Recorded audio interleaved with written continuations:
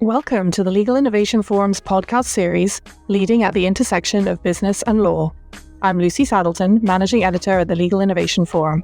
In today's episode, we're joined by Ray Brescia, Associate Dean for Research and Intellectual Life at the Albany Law School. Ray is going to tell us about his impressive career path and discuss some of the key topics in his latest book, Lawyer Nation: The Past, Present, and Future of the American Legal Profession. Thank you for listening. Stay tuned for our next podcast.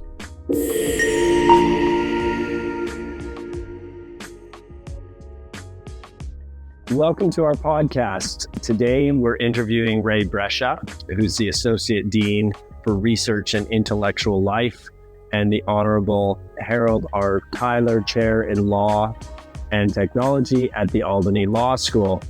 Professor Brescia combines his experience as a public interest attorney in New York City with his scholarly interest to address economic and social inequality, the legal and policy implications of financial crises, how innovative legal and regulatory approaches can improve economic and community development efforts, and the need to expand justice for people of low and moderate income.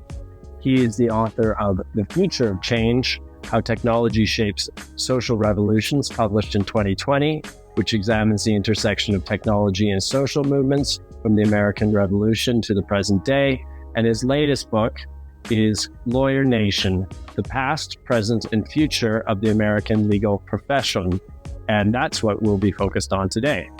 So here's the book, and welcome to the podcast, Ray. Thanks for having me, Andrew. We always like to start these off with a little bit about yourself. And congratulations, firstly, on the book. I've read it. It's fabulous. Highly recommend it to people. And tell us a little bit about your career path and then the inspiration to write Lawyer Nation. So thanks for that question. I think that the book for me is a bit of a culmination of nearly 30 years in practice, and both as a practicing lawyer and as an academic.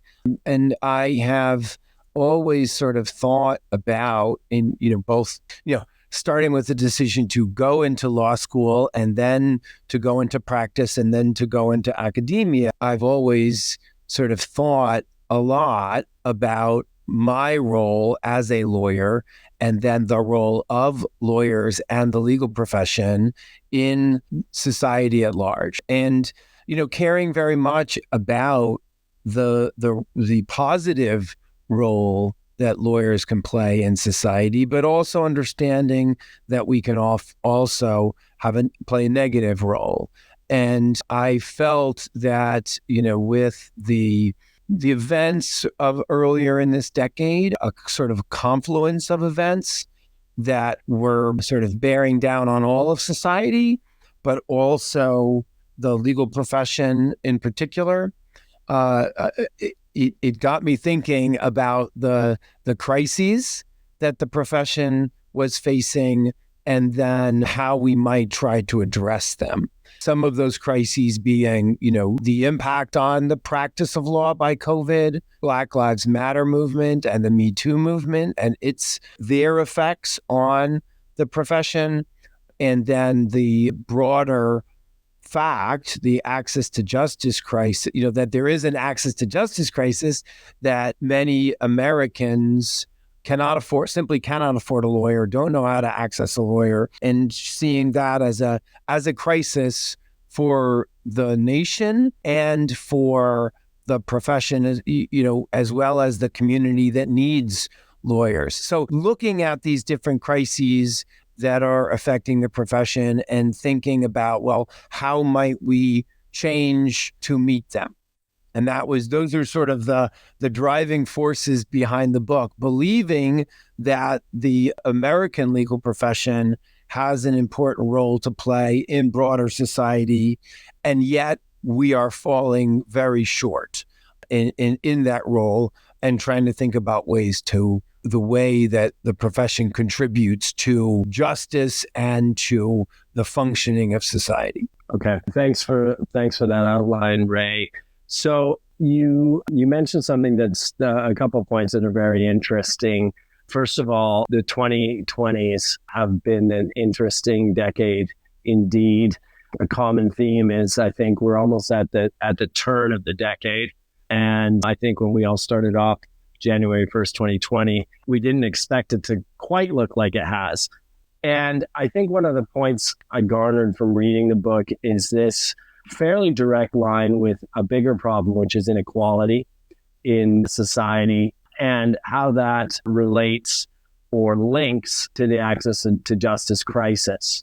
A Legal Services Corporation study that you quoted found that 92% of low-income Americans with a legal problem are unable to get legal help.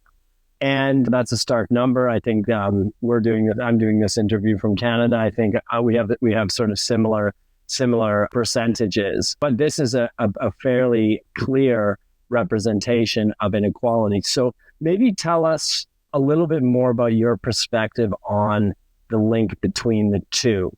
And do you see access to justice as one of the key pillars that's feeding into this wider inequality? That's a great question. The short answer is yes. I do think the access to justice problem makes the inequality problem that we have in many Western nations even greater. And I'll go back to my experience as a practicing lawyer. A lot of what I did was represent low-income tenants, and many low-income tenants across the United States and in Canada, often face eviction without a lawyer. And so not having a lawyer to defend them in an eviction case, and, most of the time, very high 90 percentile of landlords have a lawyer. So, a tenant may face that eviction without the benefit of legal representation. They may have important rights that they don't assert because they don't know they have them. They could, get evicted. They could become homeless, or they could, simply, have to live in a place that's not as good for, their kids' schooling. It may be harder for them to get to work. They may lose a job because they have to relocate. And obviously that has, those have economic long-term economic effects and sort of can create a really significant downward spiral. And you can go sort of, issue to issue. Someone might have consumer debt, right? And they are unable to defend themselves in an action involving some consumer debt. And that then, spirals. They have to pay interest on that debt, significant interest on that debt. They may have their bank accounts frozen, and then they can't pay their rent, right? And then they find themselves in eviction court. So the fact that in a lot of situations where you've got a low or someone of modest income facing their legal problems without a lawyer absolutely can make their economic situation worse. So the inequality problem that we see in the United States and elsewhere, feeds into the access to justice problem, because if you can't afford to pay your rent or to pay your mortgage, you probably can't afford to pay a lawyer to defend you in that situation. So it both feeds into the problem of a lack of access to justice, and then it makes the person's economic situation worse, not having a lawyer to defend them. So it both is a product and in many ways exacerbates inequality, right? So there is this symbiotic relationship between access to justice and inequality, 100%. Yeah, and there's sort of a spiraling effect here, which you've noted, and I'm sure we could go into more details, but I think considering and attempting to solve for the access to justice problem in some of the ways that you've proposed in your book could certainly play a role in significant improvements or forward movement on working on issues of inequality. Although, as you noted, we could probably spend 4 or 5 hours on a podcast just talking about this question. as it relates to access to justice, not to mention everything else in society. But interesting point, nonetheless, an interesting line to draw between the two. In the book, you quote a concept from a professor here in Toronto at the University of Toronto Law School, Gillian Hadfield. And the concept you talk about is thin versus thick access, versions of access to justice and the rule of law concept. Can you outline a little bit what the distinction between the two means and why?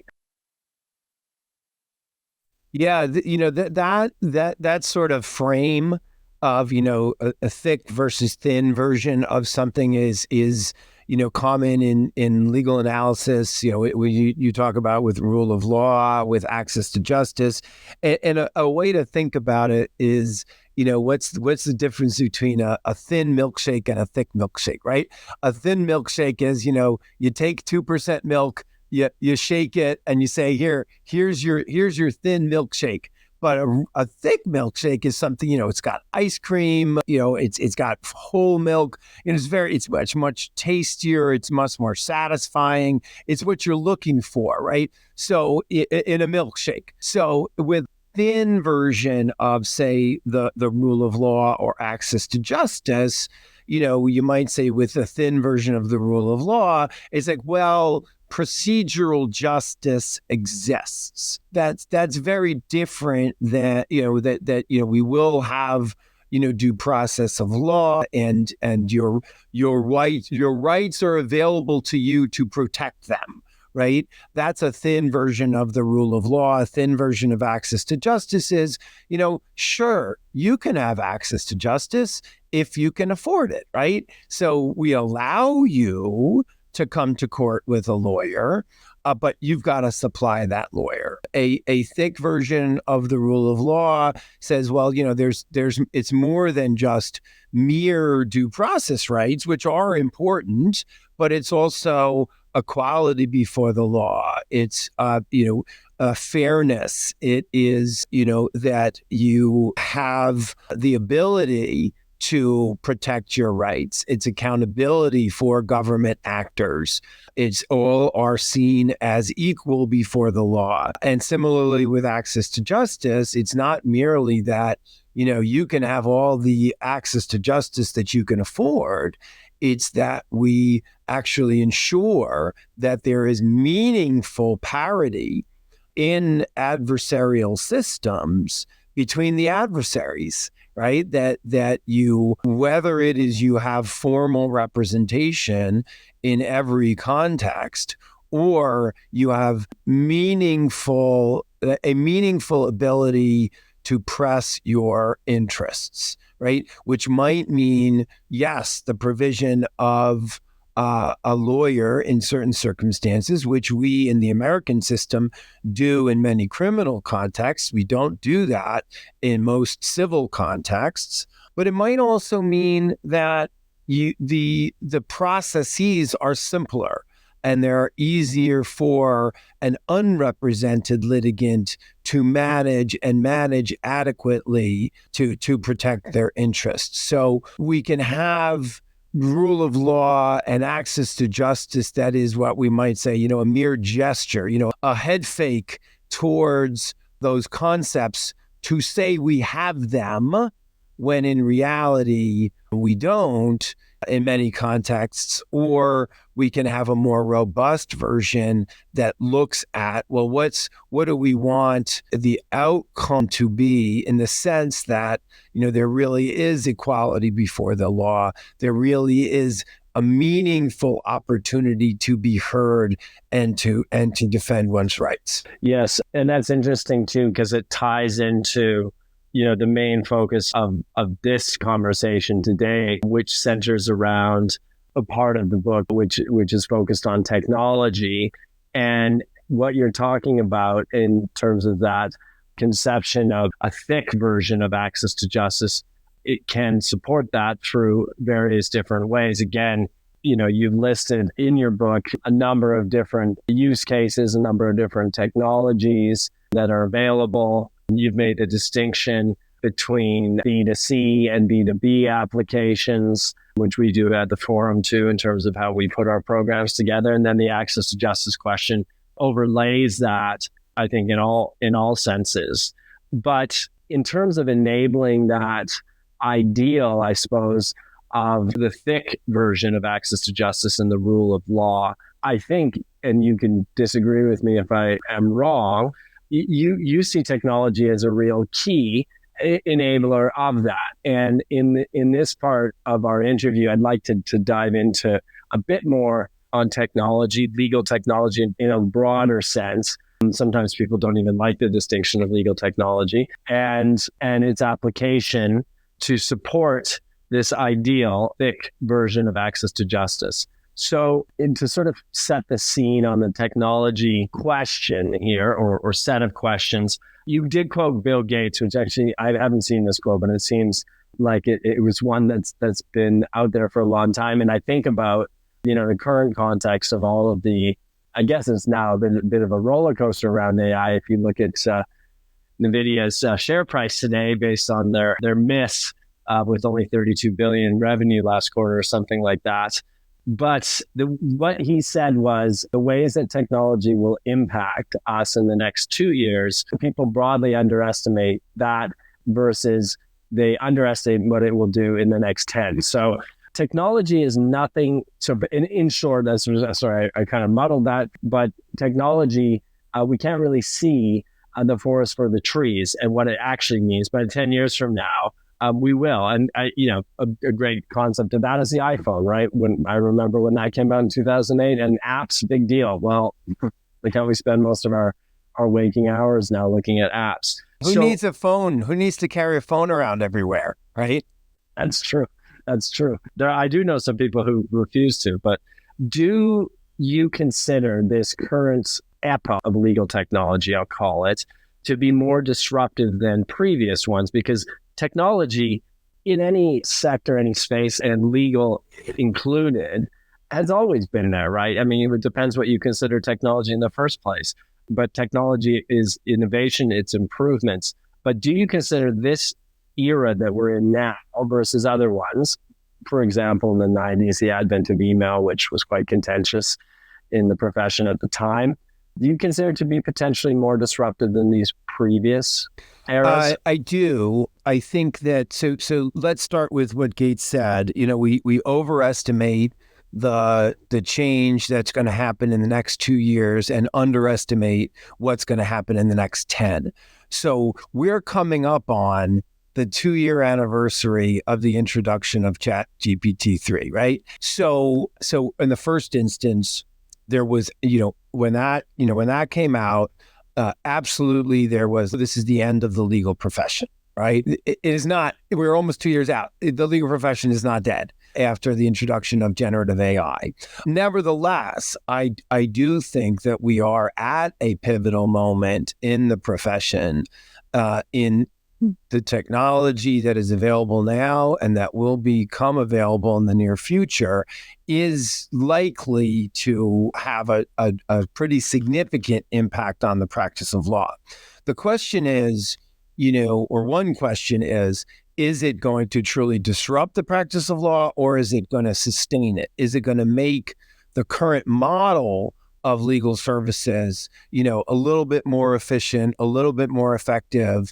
Is it going to help big law, do its work better and more efficiently to charge its clients more in the end of the day? Or is it or the technologies going to mean that we can broaden access to justice? We can serve more people. We can meet the challenge of delivering, a thick version of access to justice. And frankly, to use a legal metaphor, I think the jury is still out on that. I think that given that with at least some of these systems, they are very expensive to create. So it is some, to do it well, to try and limit the, what are known as hallucinations with generative artificial intelligence. So it is possible that we might see this technology being merely, if you would, a sustaining technology that actually widens the justice gap, that access to justice problem. But as the technology improves, it is possible that we can harness it to deliver more services to more people in a way that helps them address their legal problems, right? And that's what the goal of access to justice is. It's not, necessarily as I sometimes say, a lawyer in every pot, right? Like, oh, everybody just gets a lawyer, right? No, there's a continuum of services that people need. Sometimes it's a little bit of information. Sometimes it's information to just say, do you have a legal problem? And sometimes it's brief services, brief interventions. I really do believe we are getting close to the point where you might see the sort of, if I may, the turbo taxification of a number of different areas of law where people could have an interface where they might address some of their legal problems online, with, an interrogatory, answer a series of questions and get the form filled out that can help you, challenge a determination, fight for, lost wages. I think that we are at the point where we're starting to see some nonprofits experiment in this area. And I think we're gonna see more of this experimentation in the near future. But it's not just about creating expert systems that can deliver services that look a lot like services at scale to a large number of people.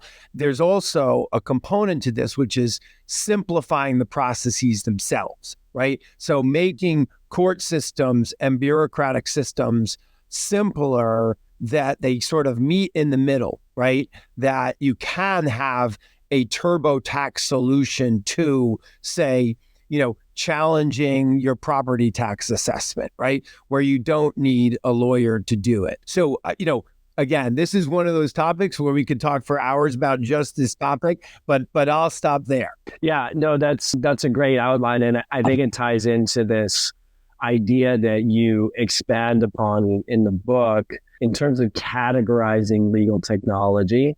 And you split it into two categories broadly: sustaining and disruptive, which you've just talked about before. What I think would be interesting is maybe drawing a line even on the sustaining part, which has a sort of, I suppose, in the context of what we're talking about, it could be perceived as a sort of negative connotation. It's keeping things the way they are. It's a sort of conservative term in a sense. Versus disruptive, which some people may view as a negative term too, right? Just depends on how you view things. But you have noted in the book, these sustaining systems or technologies like publicity technology, productivity technology, and triage technology, to point to a few. But you've also pointed to some interesting use cases with those sustaining technologies where they do, going back to this sort of concept of this ideal of the thick version of access to justice, are fundamentally supporting that. So do you want to maybe give us a few quick examples from those, what you call sustaining technologies, and how they are being used in innovative ways or approached in innovative ways to help support this process? So I think that, there's to deliver, to really address the access to justice crisis, I think it's hard to have merely a sustaining technology, right? So I would love to have coined these terms, but I did not, right? These come from the late, great Clayton Christensen from Harvard Business School. So there are certainly examples of sustaining technologies like legal research, right? Online legal research. And that has, made the lawyer's job easier. It's made, for-profit and nonprofit lawyers' jobs a lot easier. But I think that we're starting to see, with generative AI and things like generative AI, that they could be more disruptive. So, think about an example that I talk about in the book of a chatbot that could provide assistance to individuals who are looking for guidance in the landlord-tenant context, right? With triage text, I talk about the work of a group in Houston, Texas. The video not working properly. And I can hear you just fine. So we were talking about that concept of chat box. So maybe you just sort of start at the beginning of that thought again, and then we'll splice it. So with your question about sustaining technologies and action schools. So that's a great question. I would like to say that I coined the phrases or the terms sustaining and disruptive technologies, but I did not. Those come from the late Clayton Christensen from Harvard Business School. I think that it's easy to see that new technologies over the last, 20 to 30 years have sustained the practice of law in important ways. And you think about online legal research, no lawyer now does their research, through the paper books, right? It's almost all done online, and that is a lot more convenient to do it from your computer than having to go to a law library.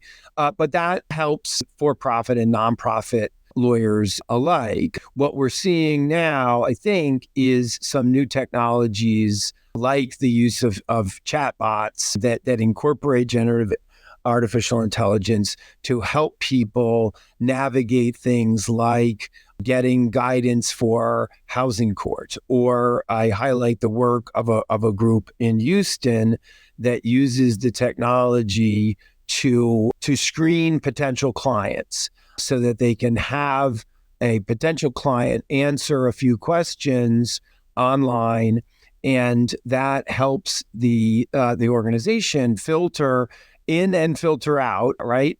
Clients who they can serve through their pro bono network, their volunteer network, and those who they cannot for various reasons. The individual might come from a geographic area that the group doesn't serve, or they might have a legal problem that the organization doesn't have volunteer lawyers to help handle. So whereas before, the potential client of this organization might have had to travel, a great distance to come to a legal clinic, sit for, maybe a couple of hours to answer the interview questions of the screeners. And then it might take them some time, the organization, to match the potential client with a volunteer in the network, or to tell the individual, sorry you traveled all this way on this day, but you've got the type of case that we really don't handle. They now can do this analysis and matchmaking in a literal matter of minutes, whereas before it would sometimes take them months to get back to the consumer, the prospective client. And sometimes it might simply be to say, oh, you know what? We tried, but we don't have anyone to help you. So that's, is that sustaining? Is it more efficient? Sure. But it's also, quite disruptive to use these sorts of technologies to, reduce the amount of time it might take for a group to match needs to clients and services to clients. The other area, you mentioned earlier, B2B and B2C, right? Business to business services and business to consumer services. A lot of the legal tech today is B2B. A legal tech company selling to other lawyers, right? Or selling to lawyers. Where we might see some disruption is the use of generative artificial intelligence. And we already are seeing this for better and for worse, where a consumer might log on to a chat GPT and just say like, hey, help me write a letter to my landlord who wants to evict me.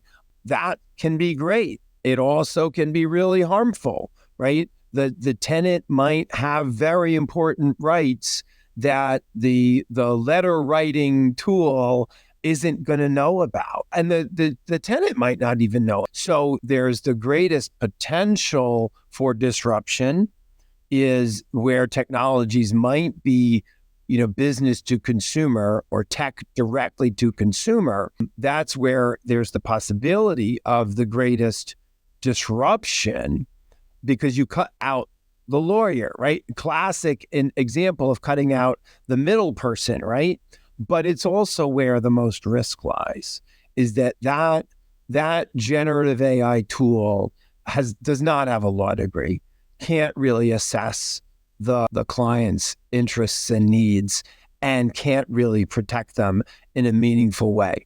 Are we going to be at a point where expert systems can be developed like a TurboTax that can intervene to provide some better B2C services? Yeah, I think we're getting there, and there are places where that's happening, but we're a far cry from a situation where, off-the-shelf products that are available directly to consumers at very low cost are going to do an adequate job in protecting those consumers' rights. Right. And I think that's interesting too. I mean, I think the triage part is an area that we have seen. We work a lot with legal technology companies that support the production of our content. But one area, for example, is personal injury space. And we were running a webinar on that a couple of weeks back. And I don't really think you get much more sort of sharper edge of the intersection of a business and a law firm than you do personal injury. It's a risk on business to be a personal injury lawyer. But with this triage concept of being able to assess files or cases or matters that they can take on, and then married with AI to analyze things like medical records, so those sort of together have allowed them to see, the commercial potential in taking on cases that they wouldn't have before, because they can quickly decide whether or not it's worth it. And they feel like they can run that file more efficiently. Therefore, they can take out more clients, make more money. I mean, you could say it's altruistic or it's self-interested, but that's how a capitalist system works. But that does provide, a greater level of access to justice through technology, and everybody benefits. The people get, they get the person who's been injured, it has legal representation, and the lawyers found a way to make more money for themselves and taking on more cases. So it is interesting too, like when you apply it in a business sense as well. If I can comment on that, absolutely. In the personal injury context, there is the capacity now to engage in, some predictive analytics, right? So to analyze, to sort of put in the hopper, all of you, as a lawyer, all of your cases, all of the, the conditions, the outcomes, the judges, the jury, like to put a lot of information into your own sort of custom large language model to get a picture of, what's a case worth pursuing and what's one that doesn't pay off, so to speak, right? And then when the next case comes in, you can run it through that, that tool to make an educated judgment to reduce the false positives, right? That, this is a good case, and the false negatives. This is not a good case, right? So there has to be, obviously, there's a room for human judgment. There might be, room for the lawyer to say, what, this is not necessarily a great case, but it might be a loss leader, right? It might be a way to, to try a new type of case. Sure, there's got to be some human in the loop to sort of control for those sorts of long-term business decisions where you might say, yes, we'll take this case, even though we know it might be worth it in the end. But generally speaking, you absolutely can see the artificial intelligence helping in these decisions 100%. And it does have an access to justice element to it, because it means that there might be those false negatives where you take on a case that you wouldn't otherwise take on because you didn't see the opportunity there and its potential. You might miss through human error. Yeah, and that's a sustaining process as well. Yes. If you find that that's working, and you say, I'm an entrepreneur myself, you say, okay, that business line's working, and that's taking over. If we do this, let's keep doing that and grow it. And then that, if you do it in an amplified and aggregated manner, that does provide access to justice in that regard, basically through a market dynamic, although that's not always the best solution. And I think it's interesting to look at the different use cases. And, clearly from this conversation, there's so many different places to point to about how the legal ecosystem, at least our view on the forum side, is how we frame it, works. It's a fascinating marketplace, really, or that's not even ecosystem is a better way to call it. And it goes in so many different directions, and there's so many states within it, to sort of use a metaphor. One thing on the disruptive side, what you'd categorized as disruptive, you talked a little bit about litigation technology, which can predict outcomes based on,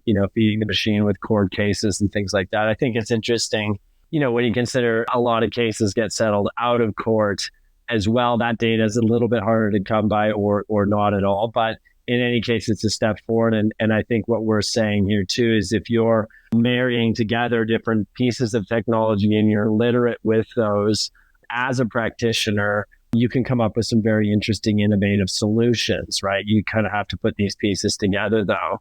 Two other things you covered, and we talked about AI, this concept of a product-led service delivery. So, there's Richard Susskind's a famous, maybe the most famous commentator in the legal space, and you kind of reference him. And I'm not sure who you used who you quoted. It wasn't Richard Susskind, but people want to resolve problems. They don't want lawyers, right? It's the drill concept. I don't want a drill that drills a 1/4-inch hole. I want a 1/4-inch hole.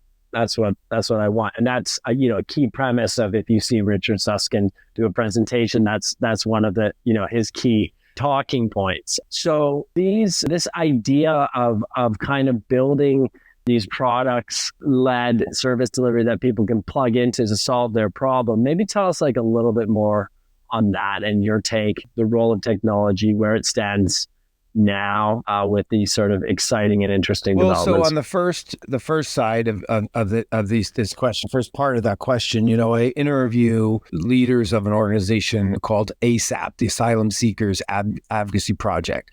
And, they have a network of hundreds of thousands of asylum seekers, and it's, to support them, to give them information, to link them to guidance and assistance when they need it. And it's telling that I believe that none of the members of their network have ever said, what I really need is a lawyer. What they've said is they really need information about, how to navigate the asylum system and what are some of the things that people are hearing about, different asylum officers, things like that, And I think that in many instances, there's a legal problem that needs, that requires a lawyer to solve it.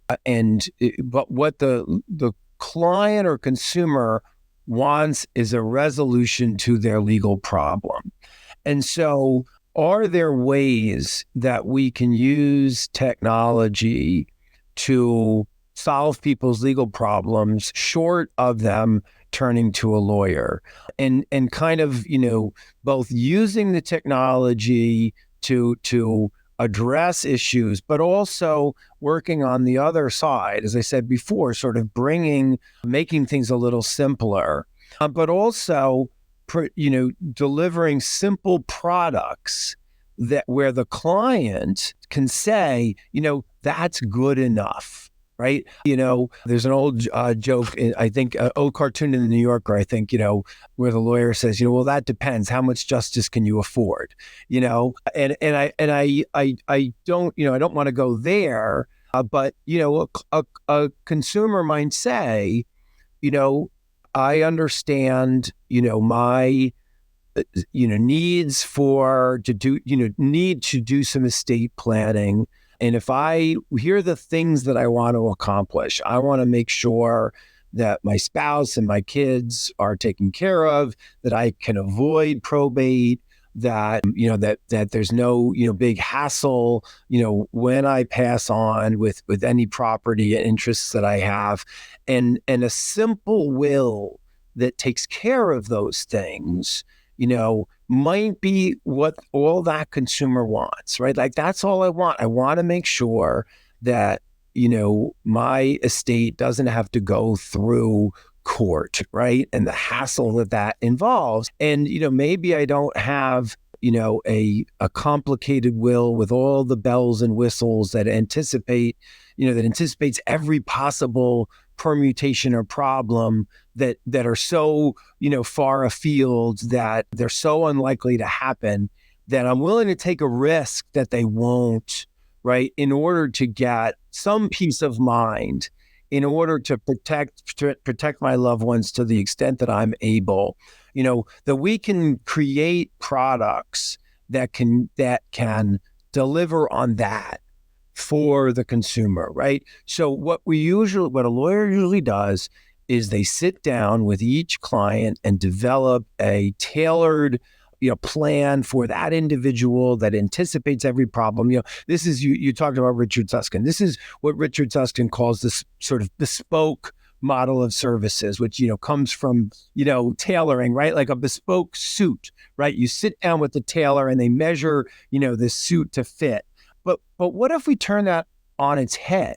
What if we said, instead of, putting together a tailored plan for each client, we had a array of products that we then match the client's interests and needs to the products that we've developed. That once we develop them, they have a long tail, right? It's maybe somewhat expensive to develop them, but over time, the developer of that product can make up that money and make a profit while doing so by matching, instead of the client to, or rather the array of services to match each client's needs. What if we reverse that and said, here are the services we provide, and here's where we're going to put the client according to the almost like the prepackaged service we've made before, right? Here's the economy plan, like on an airline, right? Like, you can have economy, you can have economy plus, you can have business, you can have first class, and I make those decisions every time I fly. I never choose business or first class, but maybe I'll say, that a little 6 inches more of leg room for $45 for that 3-hour flight, that's worth it to me, right? And, could we do that in the legal services area where, what product do you want? Does it match your needs? And will it satisfy you? Right. And we should do more of that in the legal services context. Yeah, that's interesting, right? It's not, generally speaking, it's a one size fits all approach, which is looking at every available or potential outcome. And people are scared of that because they go, well, that's expensive because you're billing me by the hour. So why bother? And so what I think you're saying makes a lot of sense. We actually have a franchise in our business called the Estates Forum. So that's an interesting space. And that, I think, is actually a fascinating area. Again, from an entrepreneurial point of view, we have a massive transfer of wealth, which is underway and going to accelerate, which is unprecedented in North America. We'll be specific. And that creates a lot of requirements for people to have wills in the first place, or estate plans in the first place.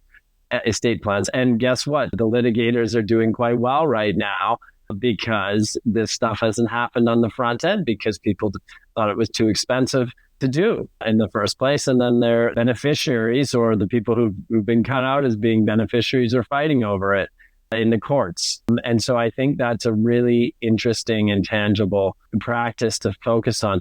I know we're running on, but there's one other area that I am quite interested in discussing, which is I've kind of merged together in my way of thinking about it. But this is the idea of laboratories or sandboxes. You have states like Arizona and Utah, which have been very progressive and forward thinking. In Canada, in British Columbia, we have a sandbox, and actually a very sort of progressive premier who's focused on reimagining legal services, who happens to be a lawyer himself. And that's a fascinating case study as well, some of the things he's done. So there's a laboratory part, and then there's the design concept, which comes down to collaboration with other professionals. So I want you to maybe give us your take on that, current context, why it matters. And maybe if we put this, I don't know if it's the right way to put it, Gatesian view on what's happening now, we don't really see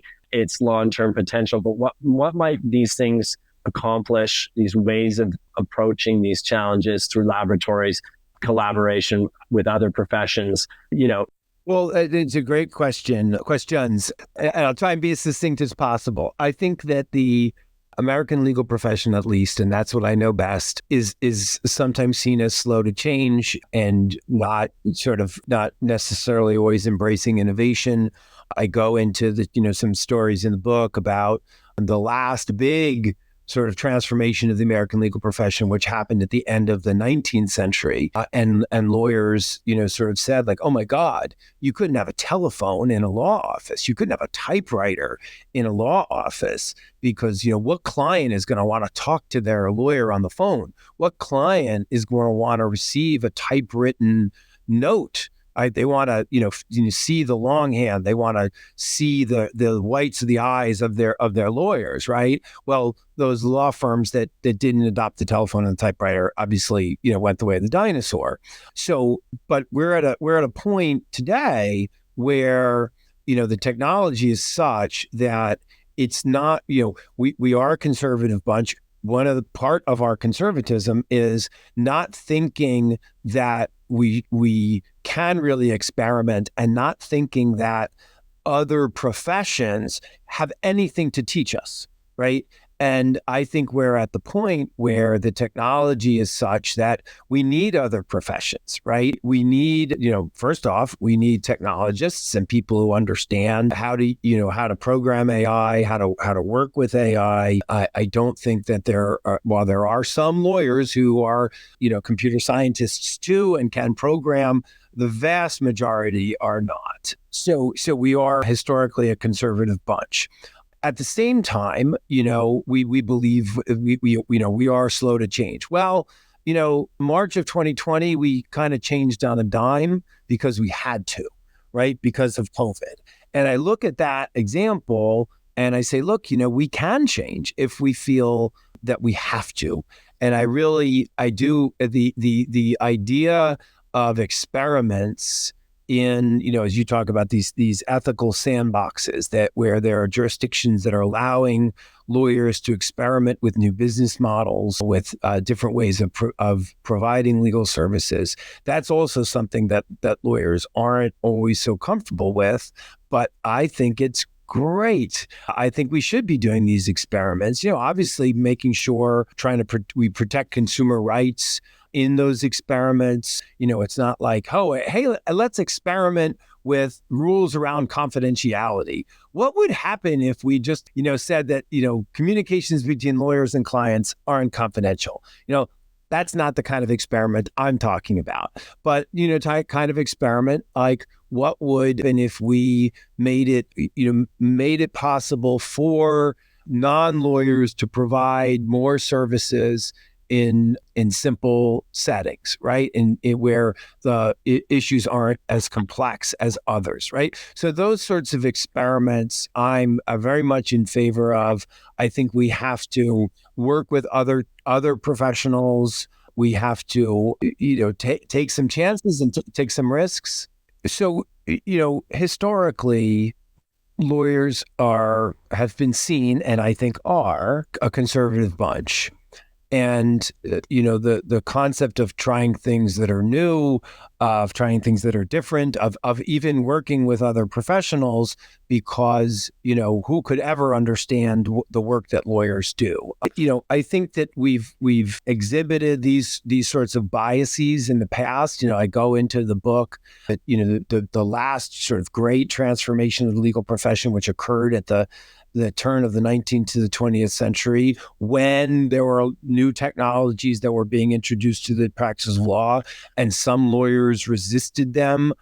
Some lawyers said, God, how could you have a telephone or a typewriter in a law office, right? Because the client will want to see, the whites of the eyes of their lawyers. Who would want to talk to a lawyer on the telephone? Who would want to receive anything but a handwritten note from their lawyer? Well, those lawyers didn't last very long in the economy. And I think that we also, we still see that today, but, look at the, one positive aspect, I think, of the legal response to the COVID pandemic was, the legal profession, really transformed itself on a dime.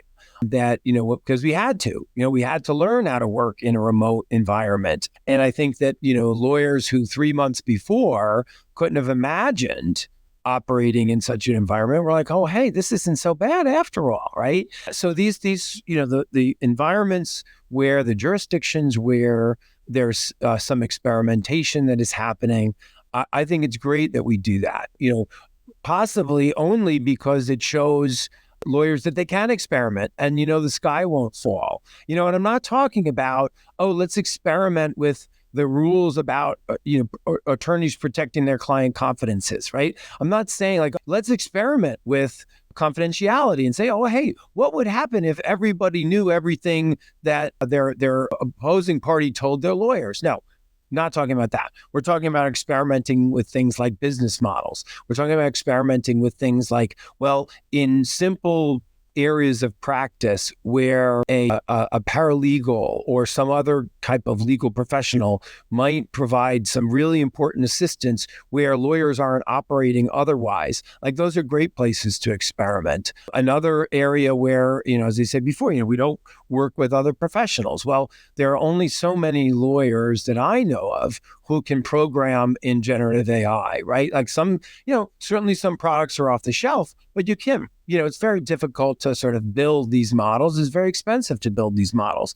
And lawyers are going to have to, do a better job of working with other professionals to incorporate these new technologies into their practice. So I think we have to sort of combat that lawyer resistance to change, to lawyer resistance to experimentation, and lawyer resistance to working with other professionals in order to usher in an environment where we can improve the practice of law, reach more people, and guarantee that thick version of access to justice that we were talking about at the beginning of the conversation. Excellent points, Ray. And I think a great way to wrap today's discussion. This is only a small part of this book. So again, I highly recommend it to our viewers. Lawyer Nation, you can buy on Amazon and other places. Great read and extremely accessible too. So Ray, we'll have to have you back to talk about some other parts of the book because it's pretty multifaceted, but have really enjoyed and appreciate you coming on today to join us for a discussion. Thank you. It's been a great conversation, and thank you for the kind words about the book. All right. Thanks, Ray. Thank you for tuning in to the Legal Innovation Forum podcast. Stay tuned on our website for the next edition. You can listen to us on all your favorite podcast platforms. Tune in on liforum.co/podcasts.